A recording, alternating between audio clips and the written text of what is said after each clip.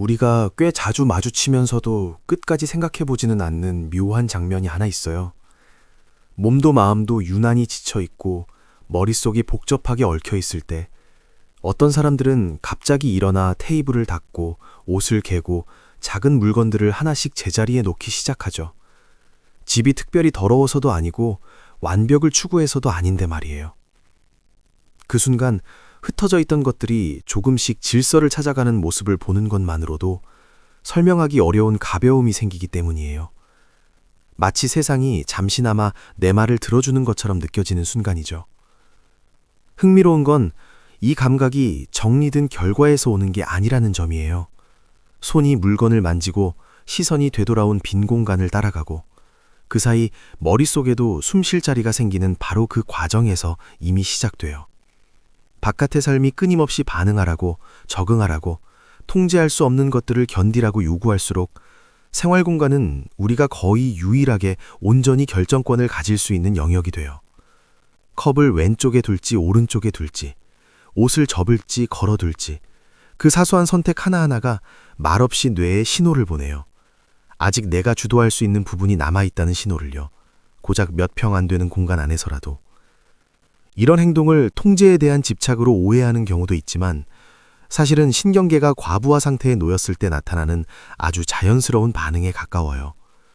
우리의 뇌는 바깥의 어수선함과 생각 속의 혼란을 따로 구분하지 못해요. 둘 다 처리해야 할 에너지를 계속 요구하거든요. 어질러진 방은 필요 없는 정보들 위를 눈이 계속 훑게 만들고 아직 끝내지 못한 일들, 정리되지 않은 것들을 기억하게 하면서 우리가 알아차리지 못하는 사이 긴장을 길게 유지하게 해요. 그래서 정리라는 행동은 사소해 보이지만 실은 잡음을 줄이는 역할을 해요. 백그라운드에서 돌아가던 앱들을 하나씩 끄듯이 몸과 마음의 열을 조금 내려주는 거죠.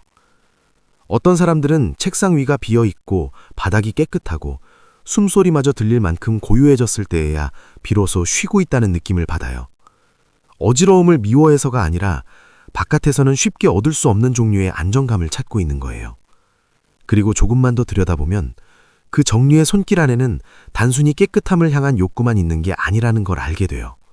감정을 다시 정돈하려는 조용한 시도, 아무리 복잡해 보여도 내가 감당할 수 있는 작은 구석은 분명히 있고 그곳만큼은 안전하고 편안하게 지켜낼 수 있다고 스스로에게 말해주려는 노력 말이에요. 조금만 더 깊이 들여다보면 정리는 순간적인 스트레스 반응을 넘어서 각자가 살아남는 법을 배우는 과정에서 만들어진 습관이라는 걸 알게 돼요. 늘 안정적인 환경에서 자란 사람도 있죠. 질서가 당연했던 공간에서 자라난 경우엔 집을 정돈하는 일이 하루의 리듬처럼 자연스러울 뿐 특별한 감정이 얹히지 않기도 해요.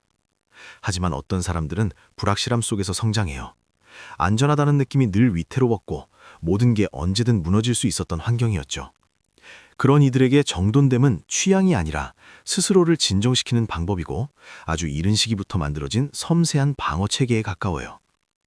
주변 어른들의 행동을 통제할 수 없었을 때, 약속이 자주 깨졌을 때, 집안의 공기 자체가 늘 긴장으로 가득했을 때 아이는 가장 변하지 않는 것들에 매달리는 법을 배워요.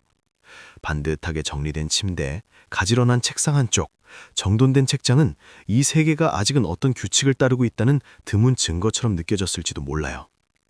어른이 된 뒤에도 그 기억은 사라지지 않아요. 다만 형태를 바꿀 뿐이고 정리는 몸이 잃어버렸던 안정감을 다시 찾는 익숙한 방식이 돼요. 중요한 건 이 과정이 대부분 무의식적으로 일어난다는 점이에요. 사람들은 스스로를 치유하고 있다고 생각하지도 무언가를 보상하고 있다고 자각하지도 않아요. 그저 주변이 너무 혼란스러우면 불편해지고 제자리를 찾으면 마음이 풀릴 뿐이죠. 그 사이 뇌는 작은 일을 하나 끝낼 때마다 조용히 그것을 완수로 기록하고 몸을 진정시키는 신호를 내보내요. 이런 반복이 쌓이면서 정리는 점점 일이 아니라 하나의 의식처럼 느껴지게 돼요. 많은 생각이 필요 없고 익숙한 순서를 따라 움직이기만 하면 머릿속은 서서히 쉬기 시작하죠. 이 지점에서 정리는 이름 붙이지 않아도 되는 명상과 닮아 있어요. 손은 바쁘게 움직이고 마음은 덜 헤매고 짧은 시간 동안 사람은 불안이나 후회에 끌려가지 않은 채 현재에 머물 수 있어요. 하지만 그렇기 때문에 이 습관이 오해받을 때 정리를 하는 사람은 쉽게 딱딱하다거나 까다롭다는 말로 규정되기도 해요. 그 깔끔함 뒤에 아주 인간적인 필요가 숨어 있을 수 있다는 사실은 잘 보이지 않죠. 신경계를 위협하지 않는 공간에서 살고 싶다는 바람, 오래된 불안을 다시 불러오지 않는 환경에 머물고 싶다는 욕구, 그리고 더 이상 몸을 긴장시키며 버텨야 할 이유를 만들고 싶지 않다는 마음 말이에요. 정리를 좋아하는 사람들을 이야기할 때 종종 놓치는 지점이 하나 있어요. 바로 바깥의 질서와 안쪽의 자기 가치가 어떻게 맞닿아 있는지에 대한 부분이에요. 성공과 실패가 늘 크고 추상적인 기준으로 평가되는 사회에서 생활 공간을 깔끔하게 유지하는 일은 뜻밖에도 스스로에게 그래도 나는 어딘가는 잘 해내고 있다라고 확인하는 방식이 되곤 해요. 누군가의 칭찬도 특별한 인정도 필요 없어요. 방이 정돈된 모습을 보는 것만으로도 오늘 하루를 완전히 포기하지는 않았다는 걸 알 수 있으니까요. 많은 사람들에게 그것은 아주 작지만 분명히 존재하는 성취예요. 손에 잡히고 부정할 수 없는 결과이기도 하고요. 목표들이 너무 멀게 느껴질 때, 일이나 관계, 불확실한 미래 앞에서 무력감이 점점 무거워질 때 정리처럼 단순한 일을 끝내는 경험은 유난히 다른 의미를 가져요. 끝냈다는 감각, 눈앞에 보이는 변화, 그리고 그로 인한 가벼움이 빠르게 이어지면서 다시 살아갈 힘을 조금이나마 만들어주죠. 뇌는 크고 작은 일을 구분하지 않아요. 하나의 과제가 완료됐다는 사실만을 받아들이고 그에 따른 화학적 보상을 내보내면서 굳어있던 상태에서 사람을 살짝 끌어내요. 그래서 정리는 종종 삶이 멈춰있는 것처럼 느껴지는 시기에 더 자주 등장해요. 그렇다고 정돈을 좋아하는 사람이 더 큰 문제를 외면하고 있다는 뜻은 아니에요. 오히려 많은 경우 그것은 복잡한 것들을 마주하기 전에 집중력을 되찾기 위한 발판에 가까워요. 주변 공간이 단순해질수록 뇌에는 생각하고 계획하고 선택할 여지가 조금 더 생기거든요. 이때의 바깥 질서는 완성된 해답이라기보다는 마음속 질서를 위한 초안처럼 보여요. 완벽하진 않지만 적어도 압도당하지 않을 만큼은 정리된 상태죠. 흥미롭게도 이 행동은 사람이 감정을 다루는 방식과도 닮아 있어요. 어떤 이는 감정을 그대로 흘려보내고, 어떤 이는 눌러 담고, 또 어떤 이는 하나씩 정리해 서로 부딪히지 않게 두려고 해요. 공간을 정돈하는 일은 그런 정신적 태도의 아주 정확한 은유 같아요. 혼란이 있다는 걸 부정하지는 않지만 잘 배치하면 그 혼란도 함께 살아갈 수 있다고 믿는 방식 말이에요. 어쩌면 모든 걸 빠르게 해결하라고 재촉하는 세상 속에서 물건 하나하나를 차분히 제자리에 놓는 행위는 이렇게 말하고 있는지도 몰라요. 안정은 반드시 큰 변화에서만 오는 게 아니라는 것. 때로는 지금도 내가 제대로 가고 있다고 믿게 해주는 아주 작은 행동에서 시작된다는 걸요. 하지만 정리는 한 사람이 자기 자신과 나누는 조용한 대화에만 머물지 않아요. 말없이도 세상과 소통하는 방식이 되기도 하죠. 큰 제스처나 달콤한 말로 마음을 드러내는데 익숙하지 않은 사람들이 있어요. 대신 그들은 함께 쓰는 공간이 늘 편안하도록 애를 써요. 식사 후에 조리대를 깨끗이 닦고 이불을 가지런히 개고 거실에 불필요한 것들을 치우는 일은 그들에게 의무가 아니라 돌봄에 가까워요. 정돈된 집은 이렇게 말하는 것 같아요.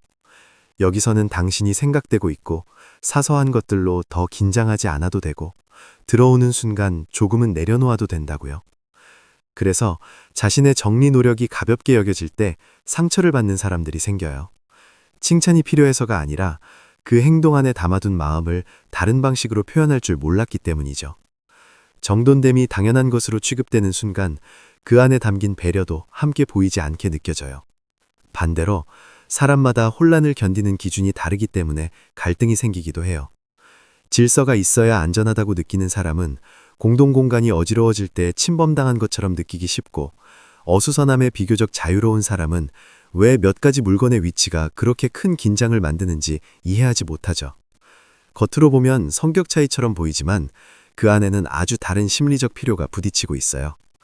한쪽은 신경계가 쉬기 위해 질서를 필요로 하고, 다른 한쪽은 숨 막히지 않기 위해 유연함을 원해요. 누가 전적으로 옳다거나 누가 틀렸다고 말하긴 어려워요. 각자 배워온 방식으로 버티며 살아가고 있을 뿐이니까요. 그래서 때로는 방이 얼마나 깨끗한가 보다 그 차이를 이해하려는 시선이 더 중요해져요.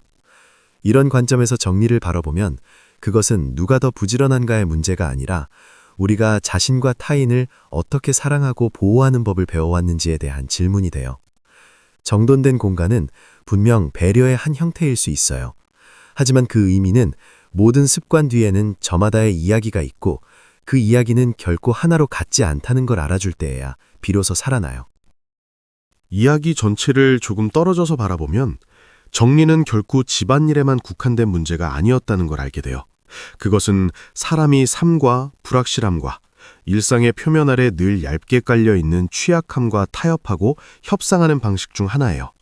모든 것이 너무 빠르게 변하고 뉴스와 기대, 압박이 끊임없이 밀려드는 세상에서 생활 공간의 질서를 만들어두는 일은 과도한 침입으로부터 자신을 지키기 위한 부드러운 경계선을 세우는 것과도 닮아 있어요.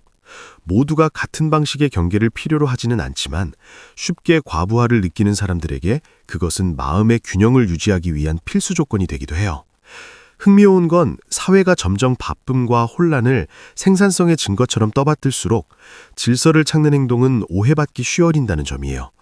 정리를 좋아하는 사람은 종종 완벽주의자나 까다로운 사람, 혹은 자신과 타인에게 지나치게 엄격한 사람으로 보이기도 하죠. 하지만 조금만 더 귀 기울이면 그 습관 뒤에는 누군가를 통제하려는 욕망이 아니라 스스로가 휩쓸리지 않기 위해 애쓰는 마음이 있다는 걸 알 수 있어요. 그런 의미에서 정리는 자유의 반대편에 서 있는 게 아니라 오히려 자유가 가능해지기 위한 조건에 가까워요. 공간이 덜 소란스러워질수록 마음에는 더 깊은 생각을 할 자리와 창조하고 제대로 쉬어갈 여백이 생기니까요. 어쩌면 가장 중요한 건 이 행동을 판단이 아니라 이해의 시선으로 바라보는 법을 배우는 일일지도 몰라요. 정리를 하지 않는다고 해서 무심한 것도 아니고 정리를 좋아한다고 해서 무언가를 피하고 있는 것도 아니에요. 다만 누군가가 주변이 어지러우면 좀처럼 긴장을 풀지 못한다면 그것은 약함이나 과도한 통제 욕구를 말해주는 게 아니라 자신의 신경계가 필요로 하는 신호를 진지하게 듣고 있다는 뜻에 더 가까워요.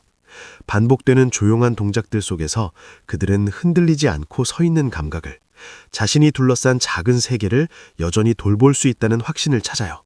그리고 때로는 변화가 잦은 삶 속에서 그런 능력 자체가 이미 충분히 단단한 힘이 되기도 해요.